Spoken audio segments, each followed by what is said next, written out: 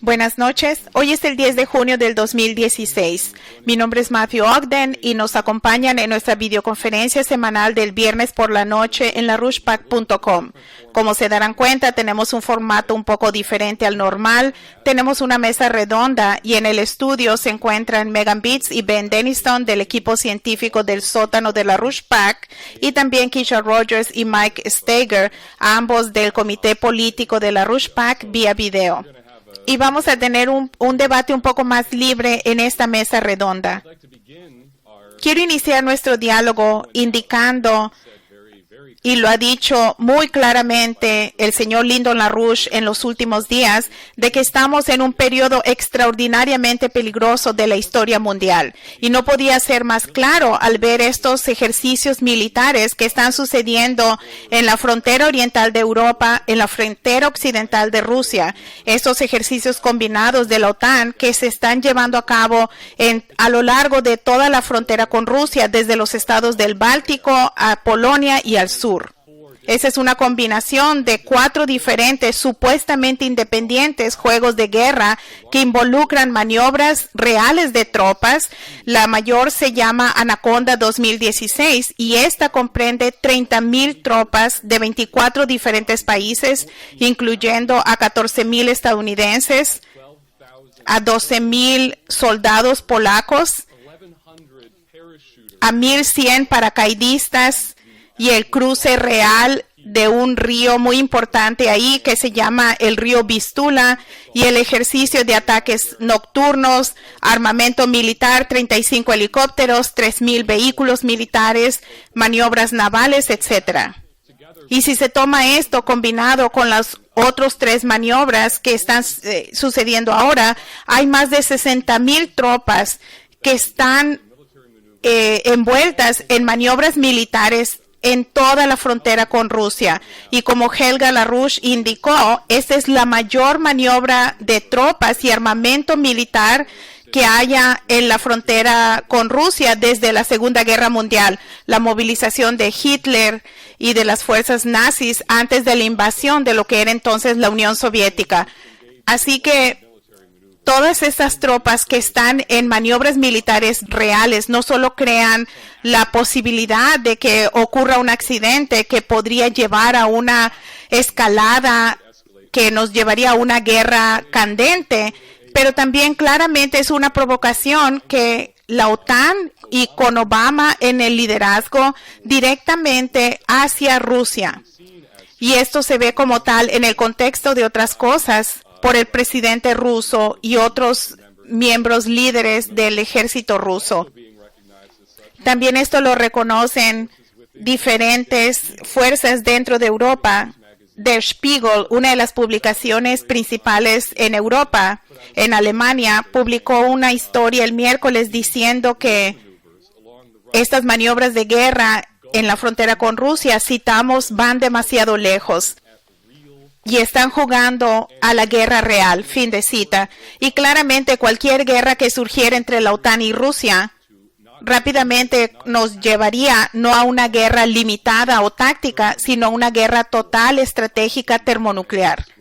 Si combinamos esto con el próximo viaje de Obama para atender a la cumbre de los jefes de Estado de la OTAN en Varsovia mientras estos juegos militares se llevan a cabo, junto con el negarse a reunirse con el presidente Putin para hablar del despliegue de este sistema de antimisiles Aegis en la frontera con Rusia, que se ha caracterizado como una crisis de los misiles cubanos a la inversa, junto con la asignación de $1 billón que Obama recientemente aprobó para modernizar el arsenal militar estadounidense, incluyendo las ojivas nucleares del B-61-12 y el misil de largo alcance LRSO, que son misiles crucero. Todo esto, junto con las provocaciones simultáneas que las fuerzas estadounidenses están llevando a cabo contra China en el mar del sur de China, cualquier persona seria se preguntaría, ¿por qué estamos llevando al mundo a una guerra de extinción? Cuando podríamos aceptar la propuesta del presidente Xi Jinping de China de participar en una nueva arquitectura económica para el planeta basado en la cooperación donde todos ganan. Este peligro y también la posibilidad muy real de un cambio de paradigma, ambos se plantearon en una muy importante conferencia que se llevó a cabo el miércoles en San Francisco, California.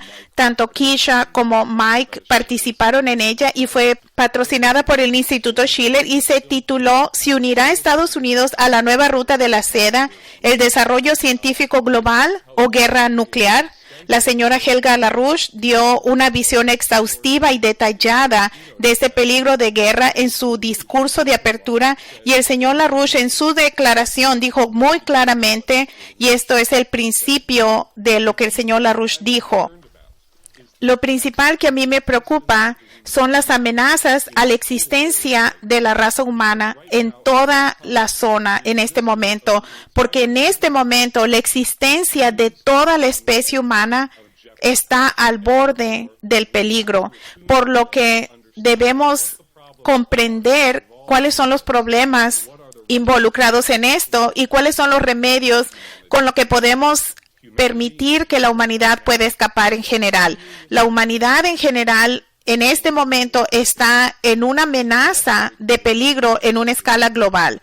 Y esto lo dijo claramente el señor Lyndon LaRouche. Y también es muy importante en respuesta a una pregunta que hizo Mike Gravel, el ex senador de los Estados Unidos, Mike Gravel, que también fue uno de los oradores en este seminario. Él le hizo una pregunta a otro de los participantes, Sergei Petrov, el cónsul general del consulado ruso en San Francisco, a lo que el señor Petrov dijo que no hay tal cosa como una guerra nuclear limitada. Algunas personas tendrían la ilusión de creer en esto, pero el cónsul general de Rusia dijo en esta reunión del Instituto Schiller en San Francisco, citamos, yo comparto la comprensión de que estamos muy cerca a un conflicto mayor y yo agrego que no hay posibilidad de, citamos, una guerra nuclear limitada. Si eso inicia, va a ser el fin del mundo. Fin de la cita. Yo pienso que la crudeza de esta declaración, combinado con lo que el señor LaRouche y la señora LaRouche dijeron, subraya la sobriedad con la que debemos abordar la discusión que vamos a tener aquí esta noche. Y como Keisha y Mike participaron en este seminario, voy a dejar que haya más discusión sobre lo que sucedió en ese evento un poco más tarde en este programa. También estuvo Howard Chang, que es un experto internacionalmente reconocido sobre los proyectos hidráulicos. Pero antes de iniciar nuestra charla, quiero tocar un pequeño extracto de 10 minutos del discurso de apertura que dio la señora Helga LaRouche, y esta es la conclusión de sus declaraciones. Y ella hace dos preguntas: ¿cómo llegamos aquí? ¿Y cuál es la solución de la crisis que enfrentamos? Y quiero subrayar que lo que escuchen a la señora LaRouche decir en este extracto es lo que el señor LaRouche enfatizó, y pienso que es el tema al que debemos poner atención hoy día, que el movimiento de LaRouche en general y el señor y la señora LaRouche como individuos han jugado el papel histórico crucial, central, no solo creando la posibilidad para una solución a esta crisis que se remonta a sus propuestas para el puente terrestre eurasiático, la nueva ruta de la seda, después del derrumbe de la Unión Soviética, pero también continúan jugando un papel crucial en dar la posibilidad para que la humanidad escape esta crisis. Este seminario en San Francisco fue un elemento muy importante en eso, como parte de una serie de intervenciones internacionalmente. Incluye una conferencia muy prominente en Europa que el Instituto Schiller está patrocinando en las próximas 2 semanas. Y vamos a hablar más sobre esto después de que escuchemos este extracto de la señora LaRouche de su discurso de apertura.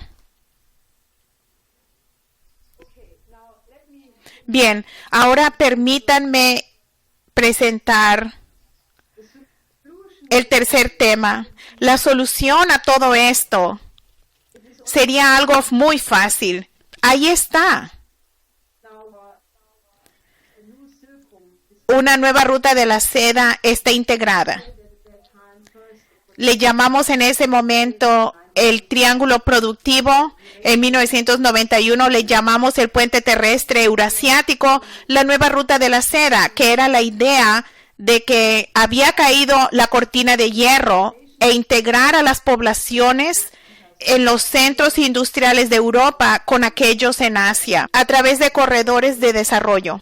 Este programa de la nueva ruta de la seda hubiera cambiado al mundo en la dirección de una orden de paz ya en 1991, pero desafortunadamente tuvimos a Bush padre, a Margaret Thatcher, también a François Mitterrand, quienes tenían ideas completamente diferentes. Ellos querían reducir a Rusia de la superpotencia a un país del tercer mundo productor de materias primas, e impusieron la terapia de choque en el periodo de Yeltsin y desmantelaron el potencial ruso en 3 años, y no tenían la intención de permitir que Alemania tuviera cualquier relación económica con Rusia. Y no sucedió. En los 90s fue un genocidio contra Rusia. Tuvimos todas las consecuencias del periodo de Bush. Tuvimos los 8 años de Clinton, que fue una cierta interrupción. Pero entonces siguió Bush hijo y Obama, que se regresó al viejo proyecto de la doctrina del siglo americano y la idea de un mundo unilateral.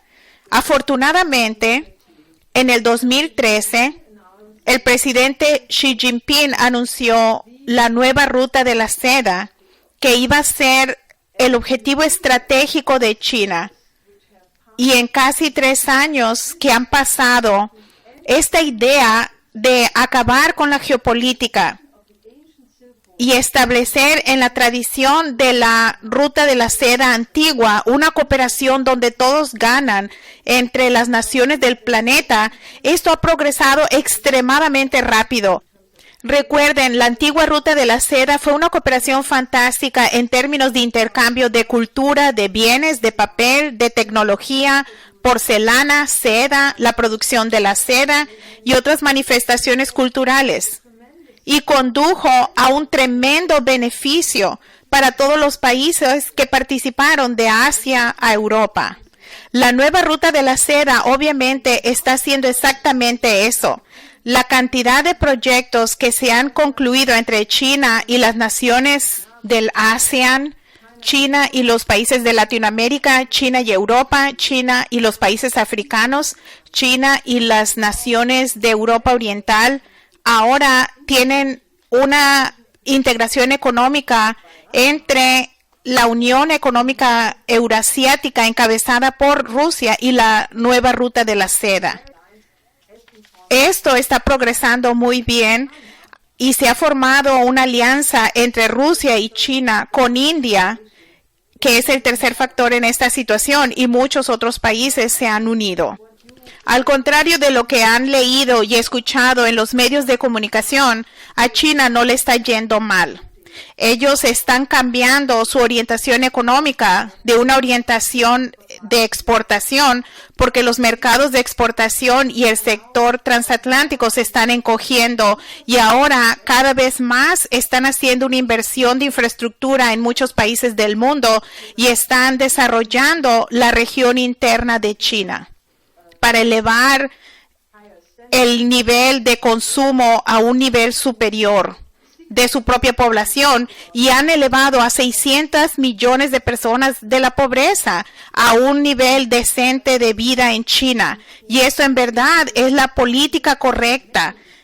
Ellos dicen que van a elevar al resto de la población, que es muy pobre, pero que lo van a hacer participar en el milagro económico chino.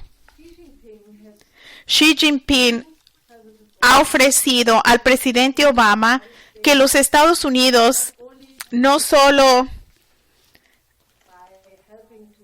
pienso que es la obligación moral de los Estados Unidos, dado el hecho de que son la razón principal de por qué estos países están en tal caos, participando en la creación de desarrollo de África, que yo pienso que el Occidente tiene obligación moral, porque la razón de por qué tienes a tantas millones de personas que son refugiados, que no solamente arriesgan sus vidas ahogándose en el Mediterráneo, mueren en el Sahara, que incluso ha cobrado más víctimas que el Mediterráneo, dado que 50 años de la política del Fondo Monetario Internacional le han negado el desarrollo económico a África, y la razón por la cual la gente toma el riesgo, un 50% que va a morir cruzando el Mediterráneo, es porque están escapando de la guerra, de la hambruna, de las epidemias, y es el resultado de la política occidental que ha negado al continente el desarrollo económico. Y tenemos la obligación moral de unirnos para desarrollar al suroeste de Asia y a desarrollar África. Los Estados Unidos también necesitan la ruta de la seda. Si ven a las cifras de la Oficina Estadounidense de Estadística Laboral, la productividad se ha derrumbado 7 años seguidos y todos los índices van cayendo. La población de los Estados Unidos está en una condición terrible, por lo menos en las partes más pobres, mientras que los ricos se vuelven más ricos y Wall Street está disfrutando a lo grande con fiestas donde consumen cocaína y conspiran la destrucción del resto del mundo. Los Estados Unidos necesita un proyecto de infraestructura. Las carreteras están malas, el tráfico es ridículo, la gente pasa horas y horas en el trayecto a trabajar, ponen en riesgo el desaparecer en esos baches de la carretera. No tenemos un sistema ferroviario. China ha construido 20,000 kilómetros de trenes de alta velocidad al final del año pasado y planean tener 50,000 kilómetros para el año 2020, uniendo todas las principales ciudades de China a través de un tren de alta velocidad que es fantástico. Son suaves, son rápidos, son silenciosos. ¿Cuántos kilómetros de trenes de alta velocidad tiene Estados Unidos? 0. El que Estados Unidos construya su propia ruta de la seda que conecte la perspectiva de desarrollo global es una cuestión de su propio interés.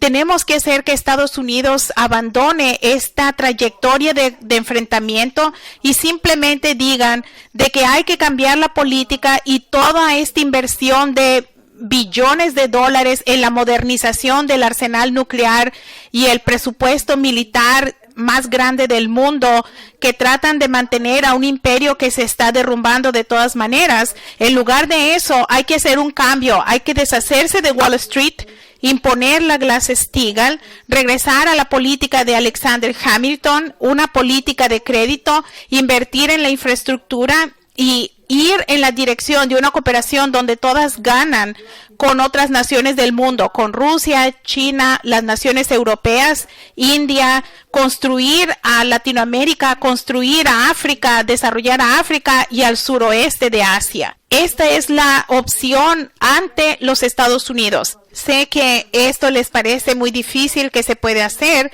pero saben, piensen sobre Kennedy.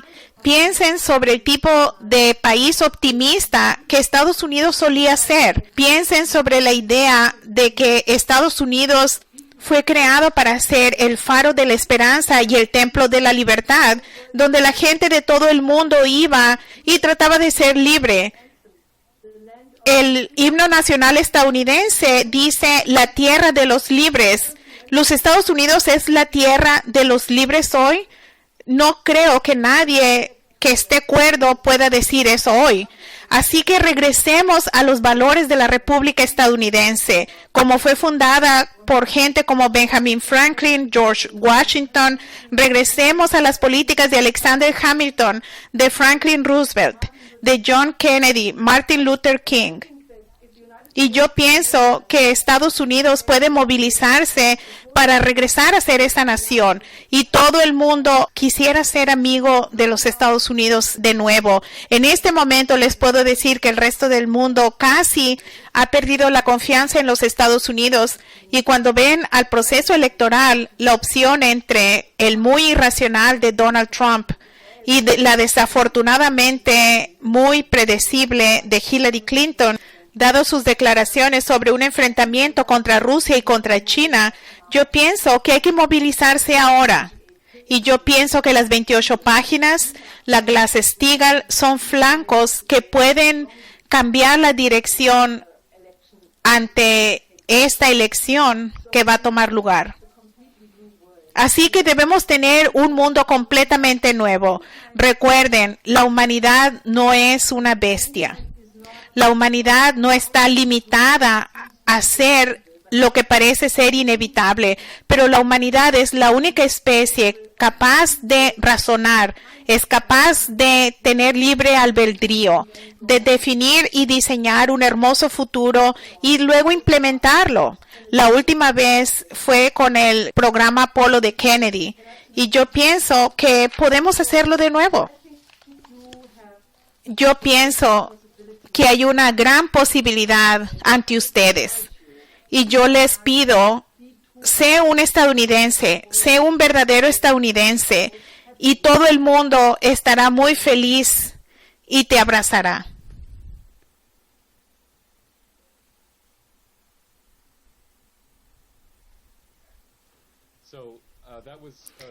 Este fue el extracto de la declaración de apertura de Helga Zepp-LaRouche en el seminario de San Francisco. Todas las conferencias estarán disponibles cuando sean procesadas.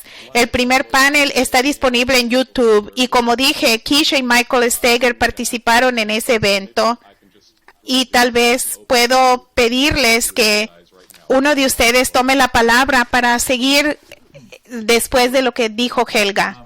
Sí, gracias, Matt. Lo más interesante, creo que uno de los aspectos claves de todo este proceso y lo que hace nuestra organización fue demostrado en el periodo de diálogo en San Francisco el miércoles, porque hay gente clave en varias zonas. Obviamente el senador Mike Gravel representa lo que es la tradición política verdaderamente estadounidense, que reconocen que se lucha por la verdad, que se va en contra de la opinión popular y está muy claro que no se deja llevar con la corriente. Como Lyndon LaRouche lo ha dicho a menudo, no se puede pelear políticamente y dejarse llevar con la opinión popular. El ingeniero Howard Chang es un ingeniero civil de importancia. Obviamente el cónsul general de Rusia fue alguien que habló a nombre de su país, pero lo principal es que el estándar que representa nuestra organización en esta crisis existencial es algo único y le da a estos individuos la oportunidad de llevar a cabo una lucha política en el nivel necesario que los inspira hacia lo que la humanidad puede lograr y también aborda la crisis real del mundo hoy en día. Y es muy a menudo que la gente que quiere abordar la crisis económica, la gente que quiere abordar el peligro de guerra que va aumentando, no llega a la altura de lo necesario de querer trabajar con nosotros. Y segundo, a reconocer la cualidad del método que es necesario para abordar estos problemas de gran alcance y magnitud, y no se trata de tapar un bache, aunque tenemos muchos baches que tapar, como Helga lo indicó, y aparentemente a los chinos no les van a permitir construir un tren de alta velocidad entre Los Ángeles y Las Vegas, que sería muy fácil, de hecho, al este de Los Ángeles en el desierto, y aparentemente no se va a permitir que se construya en los Estados Unidos. No podemos construir trenes de alta velocidad, se ha proscrito básicamente, pero el tamaño de estos problemas no pueden, los pasos no se pueden tomar simplemente para aliviar nuestra culpa o la tensión en nuestra identidad con respecto al peligro de guerra nuclear o el aumento de la crisis que representa este derrumbe económico a los estadounidenses. Mucha gente quiere soluciones rápidas, un mecanismo fácil que dicen a lo mejor debo votar por esta persona o aquella, pero en este momento la mayoría de la gente se da cuenta que no pueden votar por uno u otro candidato y todavía están envueltos en la discusión de por quién voy a votar. No están dispuestos a reconocer de que hay un método superior que es requerido para actuar, para abordar este tipo de crisis. Y pienso que si uno ve a los comentarios en el diálogo de Lyndon LaRouche, él lo deja claro en sus declaraciones, porque hay algo singular en la capacidad del hombre de avanzar. La humanidad no avanza, a diferencia de cualquier especie animal en el planeta. simplemente porque no le gustan los problemas que ven. Es capaz de avanzar y evolucionar debido a una capacidad creativa única de esencialmente volverse más bello, de volverse más creativo, de hacer los descubrimientos sobre el universo que no se han hecho antes. Y esa dedicación, el abordar así, a menudo es lo que falta. Y como dijo Helga, necesitamos un verdadero liderazgo en los Estados Unidos. Necesitamos liderazgo en Europa. El problema se resolvería fácilmente. La nueva ruta de la seda, los proyectos de desarrollo de Eurasia son tan amplios, están en marcha. Hay una colaboración entre China, India y Rusia, y en las naciones de Asia Central, del suroeste asiático, la intervención estratégica en el dominio de la guerra en el suroeste de Asia. Todo esto se está abordando de una manera fundamentalmente diferente de como lo abordó Estados Unidos y la OTAN en los últimos 15 años desde los ataques del 11S, lo cual ha sido una guerra permanente y una destrucción. Hay un cuadro general en el que Estados Unidos y Europa podrían participar. ¿Por qué no lo hacemos? ¿Por qué no tomamos esos pasos? Simplemente dar la señal de alerta de que estamos cerca a una guerra nuclear, o simplemente quejarnos y tratar de buscar cuál de los dos es un mal menor por qué votar. Es obviamente insuficiente, porque esa es la discusión. La discusión debe tener un nivel superior, y yo pienso que lo que LaRouche ha reconocido en los últimos 50 años, porque piensen sobre eso, hace 50 años había una cualidad de liderazgo de esta naturaleza. John Kennedy reconoció que la manera de elevar y fortalecer al país es tener una misión que no se había logrado antes, y no era simplemente ir a la luna. Los grandes proyectos hidráulicos y el desarrollo de África, la perspectiva de John Kennedy del mundo y del universo tenía un gran alcance y magnitud para ayudar a elevar a la población. No era una campaña práctica. Alguien como Martin Luther King tenía una perspectiva similar, y vieron que eso inspiró a gente como Bobby Kennedy y Malcolm X. Hubo una resonancia. Vieron lo mismo en los grandes científicos como Kraft Erika, los visionarios en el programa espacial. No vieron esto como proyectos de ingeniería divertidos, lo vieron como un avance cultural de la especie humana, y hubo una resonancia con esta cualidad de liderazgo político que desafortunadamente pienso que dejó claro la conferencia. Es que mucha gente es atraída, gravita a esta cualidad de liderazgo, o si tienen un sentido de honradez, pero la capacidad de demostrar este método, de actuar en esa cualidad de la mente humana y de la creatividad humana, es un desafío para la mayoría de la gente en Estados Unidos y en Europa hoy en día. Y la pauta que deben alcanzar es no solo reconocer los peligros, sino la pauta de operar para fortalecer a la población y resolver estos problemas y hacer que nuestra civilización avance. Y pienso que esa fue la naturaleza de la culminación del diálogo el miércoles en el seminario, que es realmente atraer a más gente a esta cualidad de organización, de lo que somos como organización política, de lo que debe ser la nación. Y eso requiere que nuestra población debe ser mejor, debe volverse más valiente, más inteligente y más bella. Si es que vamos a abordar esos problemas, porque no se podrán abordar desde el punto de vista simple. Y pienso que esa fue la pelea que tuvimos para el evento, y pienso que es la única manera de resolver la crisis actual que planteaste al principio. Sí.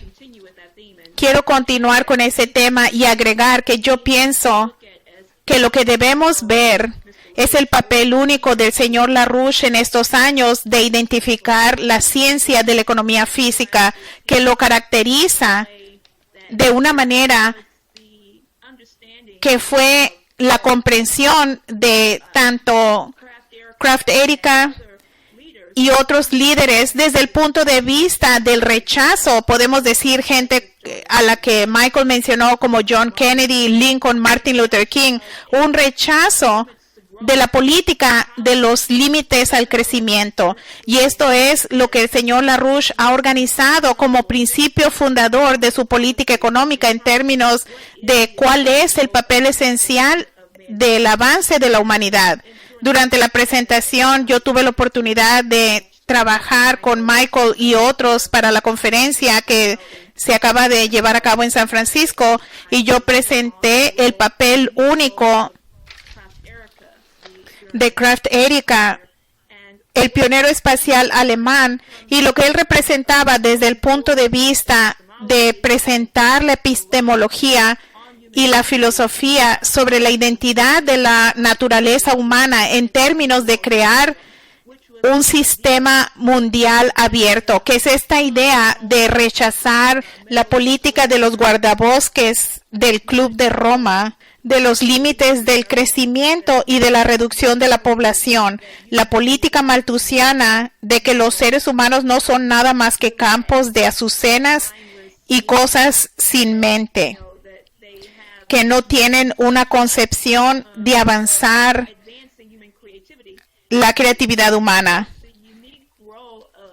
Y ese es el papel único que define a Kraft Erica desde el punto de vista que él sabía que no era simplemente el promover los avances tecnológicos, pero ¿qué es lo que estos avances tecnológicos hacen para mejorar las condiciones de la vida humana y el progreso de la humanidad en totalidad? Y esto es algo que el señor LaRouche comprendió que es crucial en su ciencia de la economía física desde el punto de vista de que no solo se ve a los logros tecnológicos de hablar un simple salto, pero se habla de una sucesión de saltos en el progreso económico en la sociedad y durante la relación que el señor y la señora LaRouche desarrollaron con la identidad y el papel de Kraft Erica como un científico y un genio de su tiempo.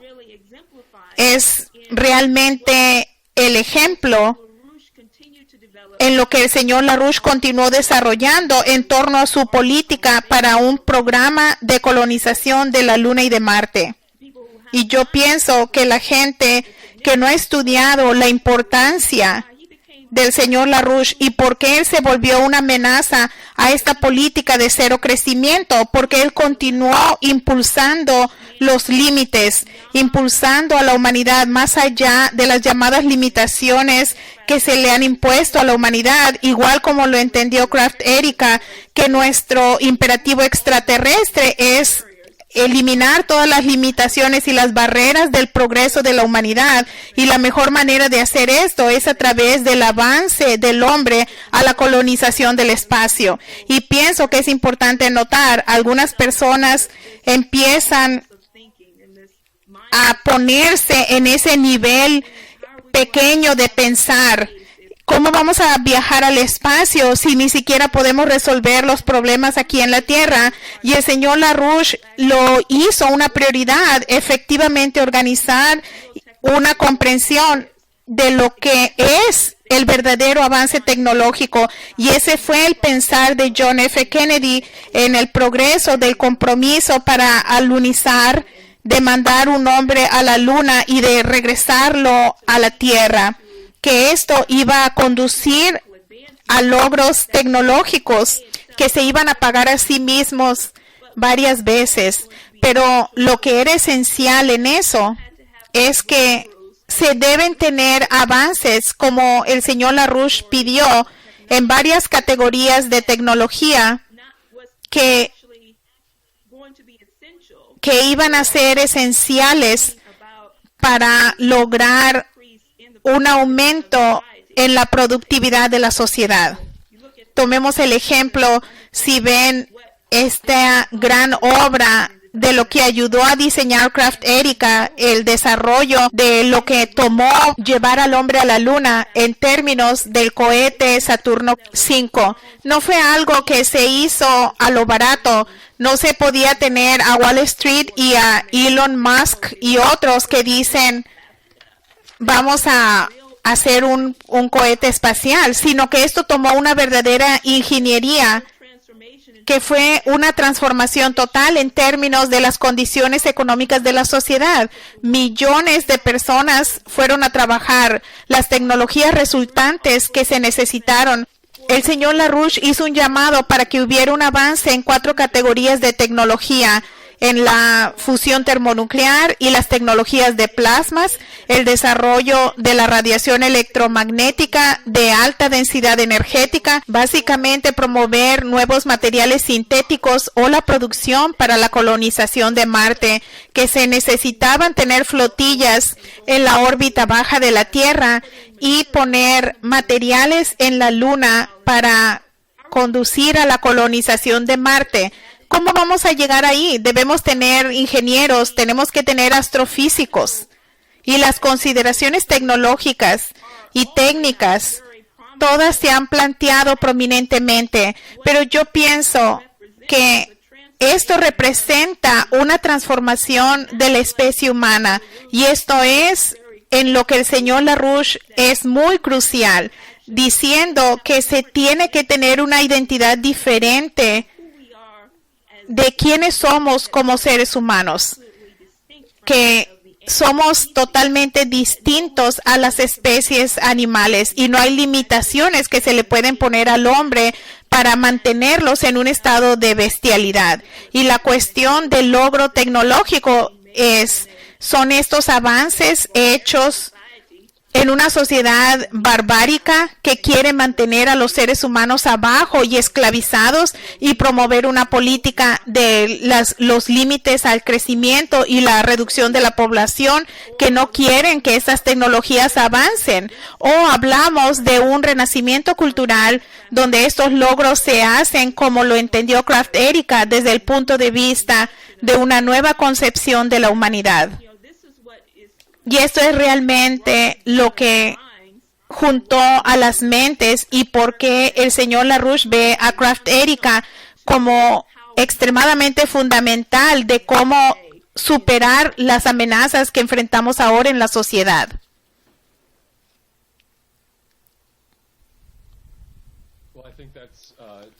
Pienso que ciertamente es algo que tú elaboraste muy claramente en tu discurso en la conferencia, y yo pienso que como tuvimos un diálogo con el señor LaRouche ayer, todo mundo que estuvo en este programa estuvo en esa conversación con el señor LaRouche y él hizo un gran énfasis en la personalidad de Kraft Erika y su valor en luchar por una visión que no era una visión popular, incluso entre la gente de la comunidad espacial. Y el señor LaRouche pidió que se investigara más sobre esto. Y yo sé que tú y Ben y Megan han estado envueltos en esto en los últimos días y semanas y tal vez quieren darle a la gente una idea más amplia de esto. Yo puedo decir algo brevemente, y yo estaba viendo a los comentarios que hizo Helga LaRouche y Lyndon LaRouche en la conferencia que tuvimos en honor a Kraft Erika en 1985, después de su muerte en 1984. Y ambos, Lyndon y Helga LaRouche, reflexionaron algo que va a la esencia de la importancia de la personalidad de Kraft Erika en lo que pudimos lograr en el programa espacial. Y lo que ambos reflexionaron fue el hecho de que su vida hizo una contribución a avanzar a la especie en su totalidad adelante. ¿Pero por qué? Es exactamente porque él no estaba motivado por el tipo de consideraciones prácticas que afectaban a la mayoría de la población en ese tiempo, y ambos, Lynn y Helga, reflexionaron el hecho de que Kraft Erika estaba motivado por un optimismo cultural total, que no solamente era necesario, pero que era posible también avanzar a la humanidad hacia la era de la razón, avanzar al hombre al paradigma donde abandonamos los vestigios culturales de la bestia detrás de nosotros. Y si uno ve el trabajo de Kraft Erika, que va de documentos técnicos sobre el uso del combustible de hidrógeno líquido a historias que él escribió sobre la primera misión a Marte tripulada, pero todo esto fue motivado por su pasión y visión para una mejor humanidad en su totalidad. Y él llegó a la conclusión como un joven que la manera de llevar a cabo eso era a través del viaje espacial, a través de la colonización del espacio. Y solo para agregar una cosa más, la señora LaRouche estaba reflexionando en una gira de conferencias que Kraft Erika hizo con el Instituto Schiller, creo que fue en los 1980 en Alemania, y lo que ella informó que en ese momento la resistencia del movimiento verde era tan intenso que algunas de estas reuniones tuvieron que cancelarse. Y Kraft Erika hizo la reflexión en el momento de que este movimiento verde le recordaba al movimiento fascista de los 30s y que la única manera de avanzar era abordar lo que tú dijiste, Keisha, la esencia de la moralidad cultural de la humanidad. Es la humanidad una cultura de bestias o la humanidad representa algo hermoso, una cultura de lo que Chile le llamó las almas bellas. Yo pienso que subrayando la pelea para esto, por lo que él luchó, él estaba en contra de la oposición dentro de la comunidad científica de ese tipo de idea. Y yo pienso que también es un ejemplo que remonta a lo que Michael dijo de lo que se necesita ahora, gente como él, gente que va a pelear por lo que es verdad, no porque piensan que es algo que los vecinos van a querer o que es algo popular, pero que saben que eso es lo que se necesita.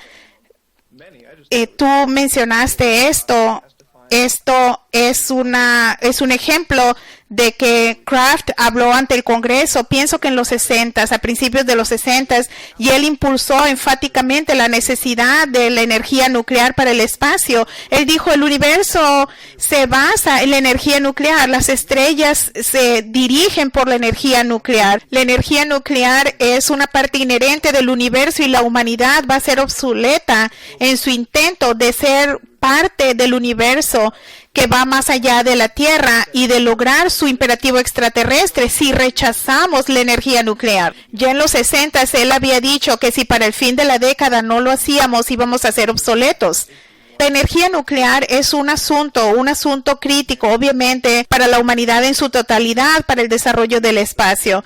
Pero vemos esta cualidad visionera en luchar en contra de la oposición a estos logros y ser la fuerza que dice no, eso es lo que se necesita en contra de una enorme oposición. Y la tragedia es de que la oposición ha tomado el control y tuvimos, bajo el liderazgo de Kraft Erika y de la gente que peleó con él, tuvimos un cohete espacial nuclear que se construyó en los 70s y que estaba a punto de ser completado, pero se canceló. No era muy difícil, no era un fracaso, no era muy caro, simplemente fue cancelado. Y tuvimos esta política de cero crecimiento que tomó control en ese punto crucial. Esto es a final de los 60s, a principios de los 70s, cuando Lyndon LaRouche entró en la escena y empezó a continuar esta lucha. Obviamente, Kraft Erika hizo resonancia con eso y vino a trabajar con Lyndon LaRouche directamente, pero se ve el fracaso que ha sido el abandonar esta cualidad visionaria y esta lucha para avanzar al futuro.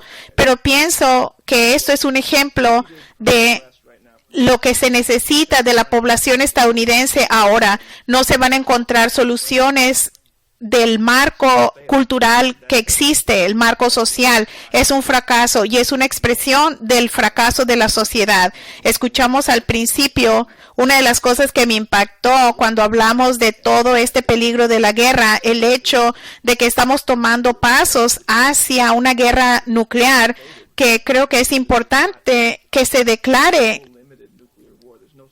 No hay una guerra nuclear limitada, no hay una guerra nuclear pequeña, no se toman pasitos. Si sucede, se acabó todo. Pero ¿qué es más importante? Que se plantee la realidad. ¿Quién habla de esto? Tenemos una elección presidencial. Estos candidatos están abordando esto, se está hablando sobre esto. Yo pienso que esto subraya la importancia de la cualidad del liderazgo necesitado, que es un ejemplo de lo que se hizo en San Francisco, y vamos a tener esta conferencia del Instituto Schiller en Alemania y lo que realmente representa este movimiento en los Estados Unidos. Y pienso que también esto será un llamado a nuestro público de que realmente es el momento de aumentar. Tenemos que tener un aumento, tenemos que tener más apoyo, necesitamos más gente, este tipo de líderes como Kraft Erika, como Lyndon LaRouche, y no hay nada más que va a salvar a este país en este momento. Sí, Michael hizo el punto que pienso que es muy importante, que en un momento como este, cuando es muy claro qué tan enorme es el peligro, no puede permitirse uno ser menos que la magnitud de la crisis que nos desafía. Y la magnitud y el alcance del pensamiento que es necesario para resolver una crisis de este tipo a una escala de la civilización debe ser enorme en estos términos. Y yo pienso que una cosa de esta discusión sobre Kraft Erika que se me ocurre es que cuando uno piensa sobre en dónde toda la idea de la geopolítica de los últimos 70 años, en qué ha sido cimentada en la tecnología de cero crecimiento, de no tener desarrollo, este tipo de paradigma, la idea de que hay recursos limitados, de que la población que crece está luchando y estos territorios, etcétera, y este es la idea fundamental de la geopolítica que ha dominado este paradigma que ha fracasado. Cuando se habla de un nuevo paradigma, cuando uno habla de todos ganan, como lo dice Xi Jinping, en lugar de que el ganador toma todo o todos son ganadores, esto fundamentalmente requiere y ruega que haya una nueva actitud hacia el concepto del crecimiento, de que no es una idea de los límites al crecimiento, de los recursos naturales fijos, sino de que hay una posibilidad cada vez mayor de aumentar el potencial de crecimiento. Y yo pienso que esto es demostrado claramente que China de cierta manera entiende esto en la manera en que Craft Erika lo entendió. Es un elemento central de su política actual. No solo es la política de un cinturón, una vía y de la nueva ruta de la seda, pero también es la exploración de la luna, no simplemente ir a la luna como una carrera espacial o dejar la huella en un cuerpo celeste o algo como eso, pero dicen que van a descubrir algo fundamentalmente nuevo sobre el universo. Y como ha enfatizado el señor Lyndon LaRouche, en los próximos 2 años, esta misión Chang'e para explorar la cara oculta de la luna y todo lo que se debe descubrir, no sabemos ¿en qué medida vamos a descubrir nuevas sobre la estructura del universo cuando exploremos este nuevo territorio? Y pienso que esto nos demuestra de esta idea, la idea de un nuevo paradigma, un sistema nuevo donde todos ganan, debe ser cimentado, está basado en derrocar los últimos 70 años de este concepto malthusiano de cero crecimiento, de no tener desarrollo económico y de recursos fijos. Y es natural que Craft Erika lo entendió en estos términos. Además, esto va hacia la pelea de larga data de Zeus contra Prometeo. Cuando hablas de este paradigma de cero crecimiento, ¿de dónde proviene? Los británicos, de la familia real británica, del príncipe Felipe, príncipe Bernardo. Esta mentalidad oligárquica son explícitos. Su perspectiva de la humanidad es simplemente ganado que debe ser manejado. Zeus es amigo de estos tipos.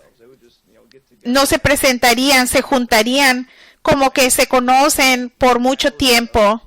Esa es la mentalidad, este concepto imperial de administrar a la humanidad como una especie bestial. Es de donde proviene este paradigma de cero crecimiento en el último periodo, pero se remonta en la historia. Si uno ve a los escritos de Esquilo sobre Prometeo contra Zeus, el ataque a Prometeo, y lo ves como un reflejo de un principio negativo de la sociedad en ese momento que tenemos hoy en día, este odio al progreso humano, al desarrollo creativo, el deseo de mantener a la humanidad en un nivel inferior. Lo que enojó a Zeus no era simplemente que le robaron algo, sino de que había una clase de gente que él manejaba y que Prometeo les dio la capacidad de elevar y de ser humanos, y por eso Zeus lo castigó. Y es la misma lucha hoy en día, pero hoy en día Zeus tiene un arsenal termonuclear a la mano. Es claro, y yo pienso que esto está bien expresado incluso en las discusiones en los 80s, cuando hablábamos de que teníamos que tener una edad de la razón. Estamos en un punto en que la humanidad se ha desarrollado tecnológicamente, en que si permitimos este tipo de proceso, estamos hablando de que la humanidad se va a aniquilar y que lo que hablamos con estos despliegues de la OTAN es una locura total, pero como decíamos, esto no se va a resolver diciendo no hagas eso, se va a tener que resolver en una realización y el llevar a cabo la verdadera naturaleza de la humanidad como fuerza prometeica, como lo representó Craft Erika. Hoy en día, tanto como entonces, la necesidad de una edad de la razón es imperativa y el espacio es el ejemplo de la edad de la razón, de la edad de la humanidad verdaderamente. Pienso que es importante en el contexto de todo de lo que hablamos, también reconocer de que estamos al borde del derrumbe del sistema financiero del transatlántico. Se dijo esta semana que importantes bancos europeos han dejado de invertir en el Banco Central Europeo debido a su política de tasa de interés negativa. Ellos dicen, ¿por qué vamos a darles dinero al Banco Central Europeo si nos van a cobrar por darles nuestro dinero? Helga LaRouche dijo de que hay muchos banqueros europeos que están durmiendo con miles de millones de dólares en sus colchones en estos días. Y esto es sin la inestabilidad de lo que podría suceder antes del voto para que Gran Bretaña se salga del euro, el Brexit. Y sé que en la pregunta institucional de esta semana que no abordamos fue sobre el tema de la salida de Gran Bretaña del euro, el Brexit. Y la señora LaRouche dijo, si eso significa que Irlanda y Escocia van a abandonar el Reino Unido, yo le doy la bienvenida a esto. Pero seriamente estamos al borde del derrumbe del sistema financiero del transatlántico. La productividad de los Estados Unidos está en los suelos. El desempleo en este país es increíble, especialmente la juventud.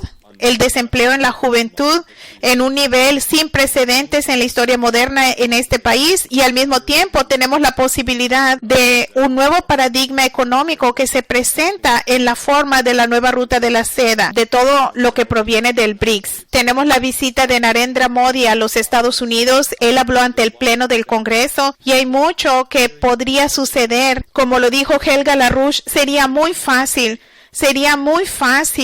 que los Estados Unidos se uniera a este nuevo paradigma. Y yo pienso que esa es la actividad del movimiento de LaRouche internacionalmente, es hacer esta posibilidad muy real. Y requiere una revolución política en los Estados Unidos para lograr esto.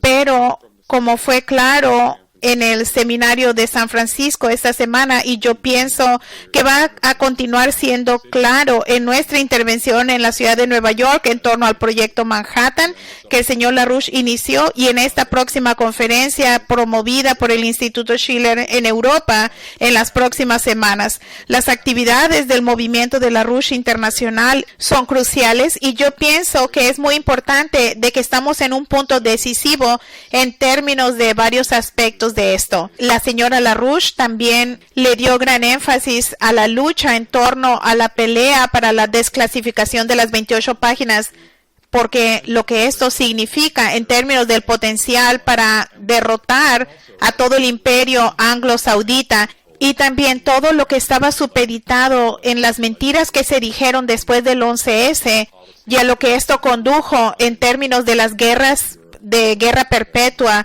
de los refugiados que vienen del norte de África y del Medio Oriente a Europa.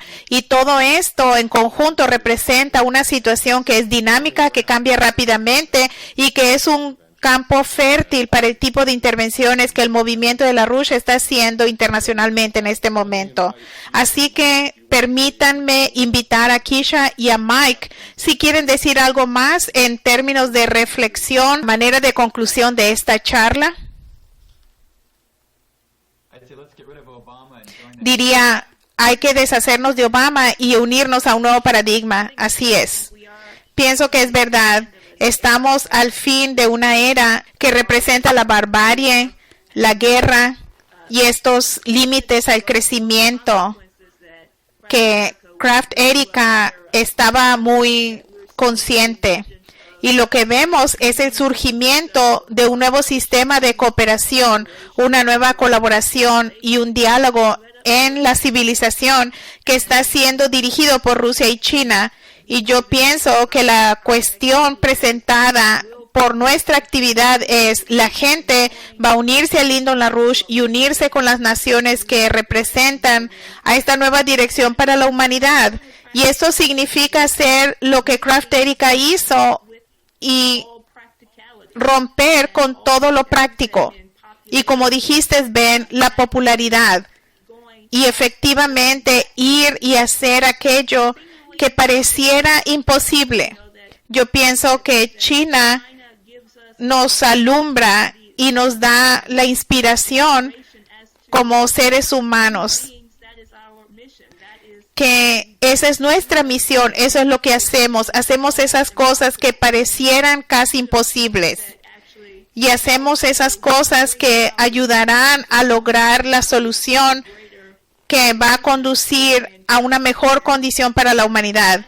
Y yo pienso que es lo que representamos ahora y estamos al borde de un logro total, diferente a cualquier cosa que se haya visto. Pero también, como dijo la señora LaRouche en sus palabras de apertura, este logro va a surgir de rechazar la ausencia de cualquier discusión o debate sobre la amenaza de guerra termonuclear y de lo que enfrenta la humanidad, porque la pregunta es: ¿qué tipo de sociedad vamos a demandar que exista?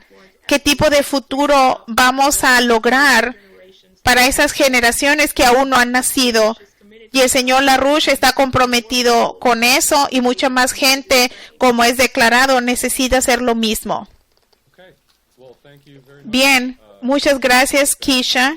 Con eso voy a concluir esta videoconferencia de esta noche. Quiero darle las gracias a Keisha y a Michael por acompañarnos, y también a Megan y a Ben.